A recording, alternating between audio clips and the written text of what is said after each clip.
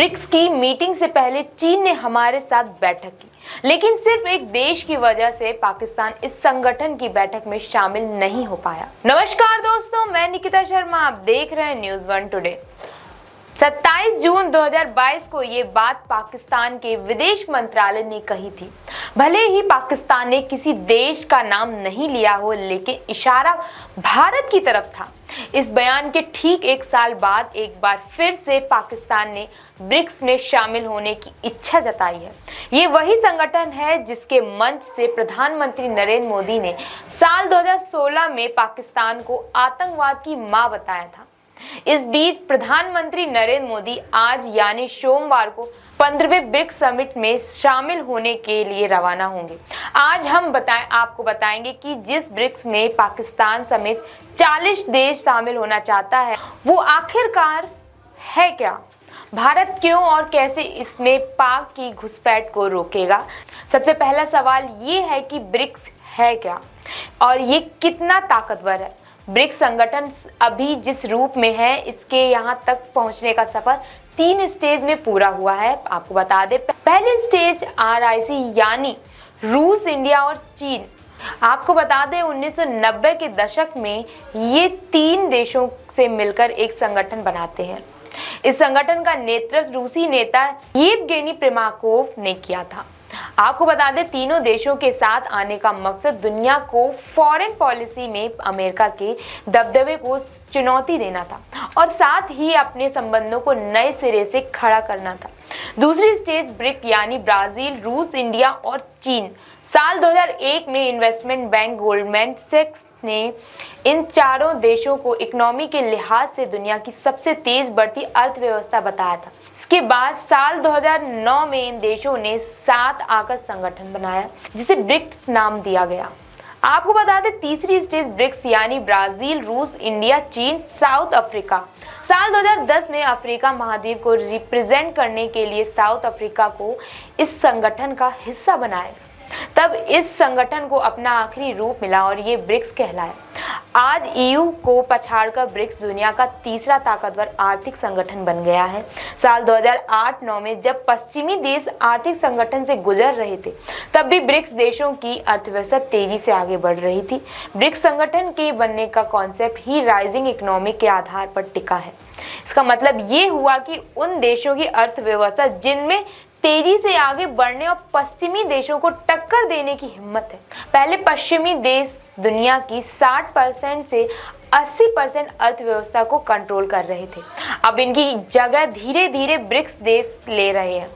BRICS के ज्यादातर देशों का मानना है कि दुनिया की बड़ी संस्थाओं जैसे IMF, WTO, UN और वर्ल्ड बैंक में भारत का जितना रोल होना चाहिए उतना नहीं है।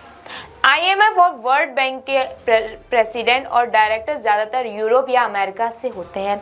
ऐसे में ग्लोबल साउथ देशों को एक ऐसे संगठन की जरूरत थी पश्चिमी देशों का सामना कर गरीबी और विकासशील देशों के हितों को आगे बढ़ा सके। इन्हीं बातों को ध्यान में रखकर ब्रिक्स संगठन बनाया गया। अब सवाल उठता है कि ब्रिक्स नए देशों के शामिल होने को क्यों विरोध कर रहा है। आपको बता दें, 40 देशों ने ब्रिक्स में शामिल होने की इच्छा जाहिर की है। समिट के दौरान सबसे महत्वपूर्ण मुद्दा ब्रिक्स के विस्तार का ही रहेगा। इसके लिए चीन सबसे ज्यादा उत्साहित है, जबकि संगठन के दूसरे देश इस संगठन में नए देशों की एंट्री को लेकर अभी हिचकिचा रहा है। भारत के हिचकिचाने की 3 बड़ी वजह ये है कि सदस्य बनाने का आधार तय नहीं होना। फिलहाल ब्रिक्स में जो देश हैं उनका बड़ा आधार अर्थव्यवस्था है। हालांकि इसे लेकर कोई नियम नहीं है कि संगठन में दूसरे देशों को किस आधार पर शामिल किया जाना चाहिए। ऐसे में 22 अगस्त से शुरू हो रही समिट में इस विचार किया जाएगा कि नए मेंबर्स को इकोनॉमी के आधार पर शामिल किया जाए या जियोग्राफी के आधार पर। इसके लिए सभी देशों के बीच सहमति जरूरी है। इसका एक समाधान ये हो सकता है कि पहले देशों को ऑब्जर्व का स्टेटस दिया जाए, फिर उनकी परफॉर्मेंस के आधार पर उन्हें संगठन का सदस्य बनाया जाए। मैनेज करने की समस्या, अगर बहुत ज्यादा देशों को संगठन में शामिल कर लिया जाता है तो उन्हें मैनेज करना मुश्किल रहेगा। फैसले लेने में परेशानियां आती हैं। शीत युद्ध के दौरान बने नॉन अलॉटमेंट मूवमेंट के साथ ऐसा ही हुआ था। भारत इसके फाउंडिंग मेंबर्स में था। 70 से 80 देश इसके सदस्य थे। ब्रिक्स में कम देश होने की वजह से फैसले लेने में आसानी होती थी। ऐसे में ज्यादा सदस्यों को संगठन में शामिल करना बड़ी चुनौती है। चीन के दबदबे का डर 10-12 साल में 40 देशों की संगठन में शामिल होने की इच्छा इसकी सहमति को जाहिर करती थी।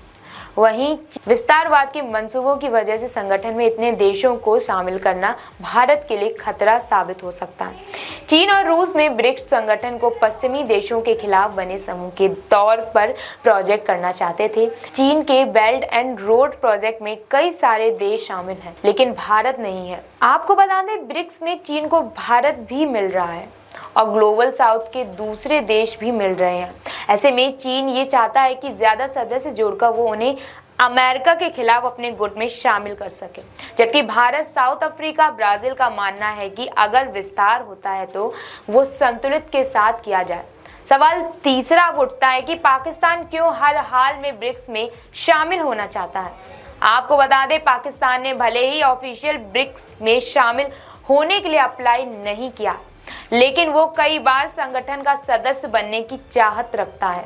पाकिस्तान की 3 वजहों से इस संगठन में शामिल होना चाहता है। भारत के साथ बराबरी करना चाहता है। पाकिस्तान को लगता है कि हर बार संगठन का सदस्य है और ये दुनिया का ताकतवर संगठन है। ऐसे में पाकिस्तान को इसका सदस्य होना चाहिए। आर्थिक मदद के तौर पर देखें तो पाकिस्तान को लगता है कि ब्रिक्स संगठन के देश तेजी से विकास कर रहे हैं। ऐसे में अगर पाकिस्तान इसका सदस्य बनता है तो बाकी देश मिलकर पाकिस्तान की मदद करेंगे। चीन ब्रिक्स बैंक के जरिए पाकिस्तान को कर्ज दिलवाएगा। ऐसे में पाकिस्तान की अर्थव्यवस्था पटरी पर लौट सकती है। चीन के साथ मिलकर भारत को साधने की कोशिश। ब्रिक्स संगठन में भारत सबसे मजबूत सदस्य देशों में एक है। यही वजह है कि पाकिस्तान इस संगठन में शामिल होकर चीन के साथ मिलकर भारत को साधने की कोशिश करेगा। और सवाल चौथा उठता है कि भारत ब्रिक्स में पाकिस्तान की घुसपैठ क्यों रोकना चाहता है। चीन काफी पहले से ब्रिक्स संगठन में है और देशों को जोड़कर इसका विस्तार करना चाहता है। वह इस संगठन में पाकिस्तान, ईरान जैसे देशों को भी शामिल करना चाहता है। हालांकि भारत कभी नहीं चाहेगा कि पाकिस्तान इस संगठन का हिस्सा हो। इसकी तीसरी वजह यह भी है कि आतंकवाद, पाकिस्तान पर दुनिया भर में आतंकवाद फैलाने के आरोप लगते हैं। अब भारत के साथ विवाद खड़ा होता है कि कई सारे मुद्दे पर भारत और पाकिस्तान के बीच विवाद है। ऐसे में अगर पाकिस्तान ब्रिक्स में का मेंबर बनता है तो वहां कई अहम फैसले लेने में दोनों देशों में टकराव की स्थिति बनेगी। इससे संगठन की साख पर असर पड़ेगा। आपको बता दें, राजनीति साख कोई भी संगठन विस्तार करेगा तो वो देशों को शामिल नहीं चाहेगा जिसकी दुनिया में राजनीति साख है। ना कोई ऐसा है जो राजनीतिक रूप से अस्थिर हो, जिसकी दुनिया में निगेटिव इमेज हो। पाकिस्तान के पास ना तो अर्थव्यवस्था का दम है और ना ही राजनीतिक अहमियत का। ऐसे में भारत उसे कभी संगठन का हिस्सा बनाने के लिए राजी नहीं होगा। अब सवाल पांचवा उठता है कि पाकिस्तान के ब्रिक्स में शामिल ना हो पाने की 3 वजह कौन सी है। कमजोर इकोनॉमी, फाइनेंस सबसे बड़ी वजह है। ब्रिक्स सीधे तौर पर दुनिया का सबसे संपन्न माना जाने वाला आर्थिक संगठन G7 को टक्कर देता है। जीडीपी पर क्रय शक्ति के मामले में 3 सबसे बड़ी अर्थव्यवस्था है। अब तीसरा स्थान जो अर्थव्यवस्था को लेकर भारत का नाम आता है, वहीं रूस 6ठी और ब्राजील 8वीं। सारे ब्रिक्स देशों की दुनिया में जीडीपी में 31.5% की हिस्सेदारी है। ऐसे में पाकिस्तान को इसमें शामिल करने से संगठन की आर्थिक रूप से कमजोर होगा। आपको बता दें, मतभेद बढ़ाने का डर पाकिस्तान के ब्रिक्स में शामिल होने से संगठन की हालत शार्क जैसी ना हो जाए। दरअसल आपको बता दें, शार्क संगठन साउथ एशिया देशों में तालमेल बैठाने के लिए बनाया गया था। भारत, पाकिस्तान, अफगानिस्तान, भूटान, मालदीव, नेपाल और श्रीलंका इसके सदस्य देश हैं। हालांकि भारत पाकिस्तान के बीच सख्त मतभेदों की वजह से संगठन ठीक से काम नहीं कर पाता, जिससे उसकी अहमियत पर सवाल खड़े होते हैं। ब्रिक्स में पाकिस्तान के शामिल होने से उसकी स्थिति शार्क जैसी होने की काफी ज्यादा संभावना जताई जा रही है। वहीं विदेश नीति तीसरी और आखिरी वजह से पाकिस्तान की विदेश नीति है जो कॉन्क्रीट नहीं है। पाकिस्तान इस्लाम के नाम पर पार्टनरशिप ढूंढता है। आपको बता दें, फिर उनसे मदद मांगता है। पाकिस्तान कर्ज जीवी है, यानी कर्ज के सहारे जीना जानता है। ऐसे में उसे ब्रिक्स देशों में जगह नहीं मिल सकती।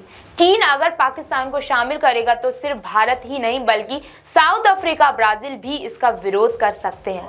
आपको बता दें, क्या डॉलर को चुनौती देगी ब्रिक्स देशों की करेंसी? अब छठा सवाल ये उठता है। आपको बता दें, ब्राजील के राष्ट्रपति लूला डॉक्टर सिल्वा ने एक समिट के दौरान कहा था कि ब्रिक्स संगठन देशों को व्यापार के लिए एक नई करेंसी बनाने की जरूरत है। हम क्यों डॉलर में ट्रेंड कर रहे हैं? अगर दुनिया की व्यवस्था को बदलना है तो इसमें डॉलर पर निर्भरता को बदलना पड़ेगा। हाल ही में संगठन की करेंसी की बात ने भी जोर पकड़ा है। आपको बता दें, इस मामले में अभी तक कोई जरूरी डेवलपमेंट नहीं है। संगठन के कुछ देश जरूरी अपनी नेशनल करेंसी में ट्रेंड शुरू कर चुके हैं। चीन और रूस इन देशों में शामिल है। आपको बता दें, यूक्रेन जंग के बाद रूस नेशनल करेंसी के इस्तेमाल पर जोर दे रहा है। इसकी वजह यह है कि अमेरिका और पश्चिमी देशों ने रूस के एसेट्स को सीज कर दिया है। इससे रूस को काफी ज्यादा नुकसान हुआ है। चीन को लगता है कि अगर ताइवान के साथ विवाद बढ़ा तो अमेरिका उसकी करेंसी के साथ भी ऐसा करवा सकता है।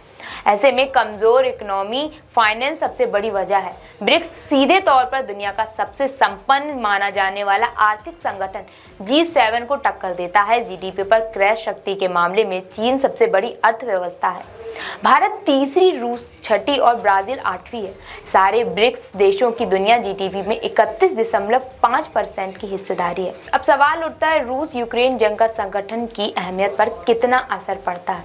आपको बता दें, यूक्रेन जंग के दौरान ब्रिक्स के सभी देशों ने रूस पर लगाई पश्चिमी देशों की ज्यादातर पाबंदियों को मानने से इनकार कर दिया था।